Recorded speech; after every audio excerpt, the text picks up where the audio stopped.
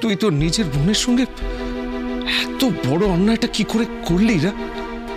তুই তো বলতিস তুই ওর মায়ের মতো। তুই নিজের কথা ভাবার আগে ওর কথা ভাবিস। তাহলে এত বড় অন্যায়টা করার আগে একবারের জন্য তোর ওর কথা মনে হলো না? ওর মুখটা মনে পড়লো না তোর? ও তো আমাকে হিংসে করে দাদা ভাই। ওর আর আমার মুখ কি করে মনে পড়বে? ও তো সবসময় আমার ক্ষতি করার জন্যই ওয়েট করে থাকে। এবার বলতো, সবাইকে আমরা মুখ দেখাবো কি করে? সমাজে আমরা থাকবো কি করে? কি উত্তর দেবো সবাইকে বল? শতদ্রু বাইরের লোককে কি উত্তর দেবে সেটা পরের কথা। এখন আগে ভাবো চিলির ভবিষ্যতের কি হবে। কি সর্বনাশ করলি তুই মা? কেন করলি এমন? তুই এতটা স্বার্থপর হয়ে গেলি এরা। এরা কিছু বল না মা, একবার অন্তত বল যে সব মিথ্যে। ওর এসব কিছু বলার মুখ নেই ঠাম্মু। ও তো যা দেখাবার দেখিয়েই দিয়েছে।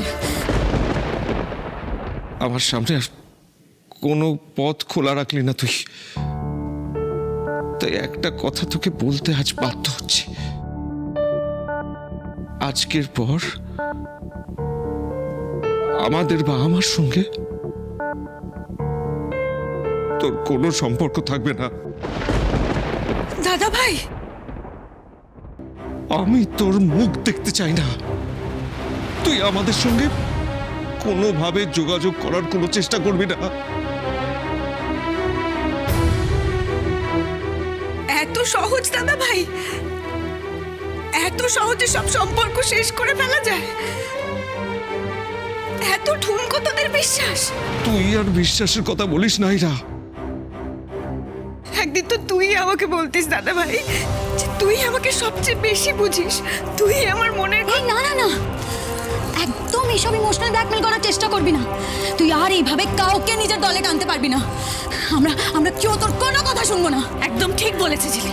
তুই যা অন্যায় করেছিস, যা পাপ করেছিস, তার শাস্তি তোকে পেতেই হবে দি। বেশ, আমার পরিবার আমাকে যা শাস্তি দেবে আমি মাথা পেতে নেব। পরিবার বাদ দে। এইবার পুলিশ এসে তোকে শাস্তি দেবে। আমি তোকে ছাড়বো না। আমি এক্ষুনি পুলিশকে ফোন করব। তোমার এসব উল্টোপাল্টা কাজ এখানে চলবে না ছিলাম। ব্রত, সিন ক্রিয়েট করতে এখানে এসছো? কেন এসছো তুমি?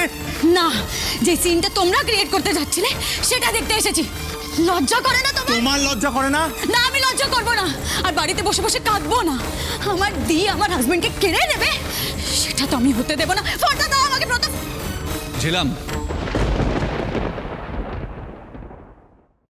আপনার কি সত্যি মনে হয় আপনার দি আপনার হাজবেন্ডকে আপনার কাছ থেকে কেড়ে নিচ্ছে? আমি জানতে চাই ইরাবতী ঠিক কোন কারণে আপনার এই স্পাইনলেস হাজবেন্ডকে কেড়ে নিয়ে বিয়ে করতে চাইবে না।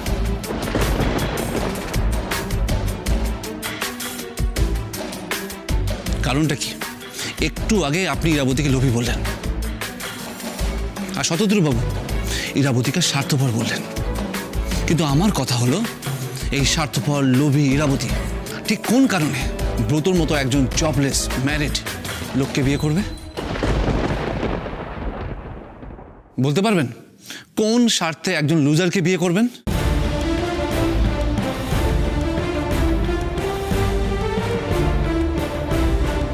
এই বিয়েটা হলে ইরাবতীর কোন স্বার্থ, কোন লোভ ফুলফিল হতো বলুন তো? মিস্টার চ্যাটার্জি, গলা তুলবেন না। একটু আগের কথা মনে নেই? অনেকক্ষণ ধরে দেখে যাচ্ছি আপনারা ইরাবতীকে যা ইচ্ছা তাই বলে যাচ্ছেন। আপনারা তো ওনার ফ্যামিলি, তারপরেও ওনাকে বোঝার চেষ্টা না করে বলেই যাচ্ছেন। এমনকি ওনার মনের কথাটা যে বলবেন সেই সুযোগটাও দিচ্ছেন না। আপনারা কেমন ফ্যামিলি? আর ঝিলাম, আপনি আপনার দিকে পুলিশের ভয় না দেখিয়ে আপনি আপনার হাজবেন্ডকে সামলানোর চেষ্টা করুন। আমি একদিন বলেছিলাম না, কারোর যদি চরিত্র আর মেরুদণ্ড বাঁকা থাকে তাহলে সেটা সহজে সোজা হয় না। দেখুন, আপনার হাজবেন্ড কিন্তু সেটা প্রুভ করে দিল। দেখুন, আপনার সব রাগ ইরাবতীর উপর, তাই না? যেখানে যাই হোক না কেন আপনি ঠিক ইরাবতীকে দোষ দেবেন। ইরাবতীর জন্যই কিন্তু আপনার বিয়েটা হয়েছিল, আর ওই ইরাবতী ব্রতকে আপনার হাতে তুলে দিয়েছিল, কিন্তু আপনি ব্রতকে ধরে রাখতে পারলেন না। আর এখন আপনি ইনসিকিউর ফিল করছেন বলে ইরাবতীর উপর রাগ দেখাচ্ছেন। দাঁড়ান, ওসব আমাকে দেখাবেন না। আপনি আগে উত্তর দিন, আপনি কেন আপনার ভালোবাসা দিয়ে ব্রতকে ধরে রাখতে পারলেন না? কেন বিয়ের এতদিন পরেও আপনার ব্রত ইরাবতীকে ফিরে পেতে চাইছে? কি হলো বলুন? ও আবার কি বলবে? যে বিয়েটাই মিথ্যের ওপর দাঁড়িয়ে, সে বিয়েটাকে কখনো ঠেকানো যায় না, আটকানো যায় না।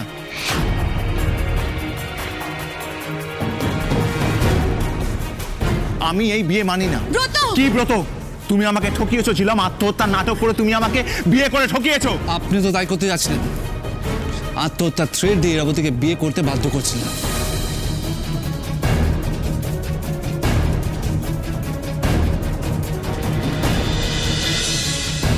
আসলে ব্যাপারটা কি জানেন? এখানে কেউ কাউকে ভালোবাসে না, না আপনি না ঝিলাম। পুরোটাই দেওয়া নেওয়া আর হার জিতের লড়াই। আর ঝিলাম ভেবেছিল ব্রতকে বিয়ে করে ইরাবতীকে হারিয়ে দেওয়া হলো আর বিদেশে যাওয়ার টিকিট পাওয়া হলো।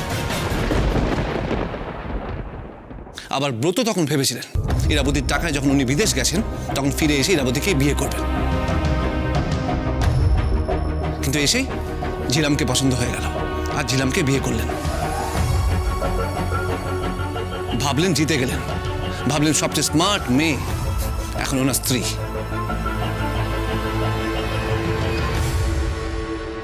তারপর বিয়ের পর আবার নিজের ভুল বুঝতে পেরে ইরাবতীর কাছে ফিরে ঝিলামকে হারানোর চেষ্টা করছেন।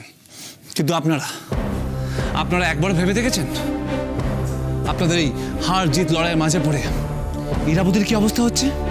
আপনারা তো ইরাবতীকে ভিকটিম করে তুলেছেন। আমার সবচেয়ে অবাক লাগছে আপনাদের কথা ভেবে, আপনারা ওকে বুঝলেন না যে নিঃস্বার্থভাবে সারা জীবন নিজের পরিবারের জন্য করে গেলেন, তাকে আপনার স্বার্থপর বললেন। আসলে স্বার্থপর আপনারা। থাক মিস্টার চ্যাটার্জি, আর কিচ্ছু বলার দরকার নেই। আমি আমার নিজের ইচ্ছে, নিজের ভালো লাগায় আমার পরিবারের পাশে থাকি। ওদের কারোর কাছ থেকে আমার কিচ্ছু ফেরত চাই না। আপনার কিন্তু এই মনটাই আপনার পরিবার দেখতে পেল না। প্রবলেমটা কিন্তু আমার সেখানেই। আই এম সরি, আমি কিন্তু বলতে বাধ্য হচ্ছি, ওনারা কিন্তু আপনাকে টেকেন ফর গ্র্যান্টেড করে নিচ্ছে।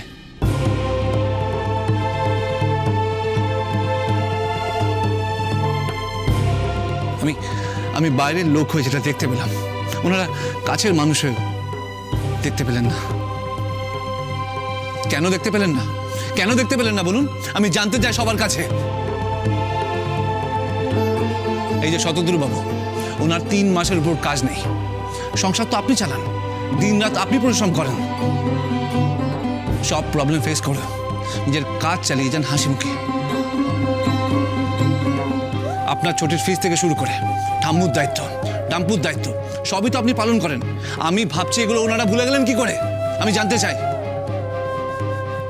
এই যে ঝিলাম, যার জন্য আপনি গয়না বিক্রি করে ওর ড্রিম ফুলফিল করেছেন, সে আপনাকে কি করে এত খারাপ কথা বলতে চায় সেটা আমি জানতে চাই। এই যে শতদ্রু বাবু, একদিন আপনাদের মাথার উপর ছাদটাকে বাঁচানোর জন্য ইরাবতী যে কোর্টে একা লড়াই করতে গিয়েছিল, তখন সমাজ তোর পাশে ছিল না? কোথায় ছিল তখন সমাজ আপনার?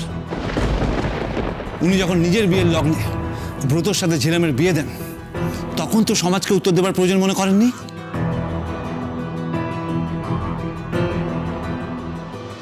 উনি একাই দাঁড়িয়েছিল সমাজের উল্টো দিকে। তাহলে আজ কেন আপনারা ইরাবতীকে সমাজের ভয় দেখাচ্ছেন? আমি জানতে চাই কোন সমাজের ভয় দেখাচ্ছেন ইরাবতীকে? আমি জানতে চাই। বলুন, এসবের অ্যান্সার আছে আপনাদের কাছে? বলুন।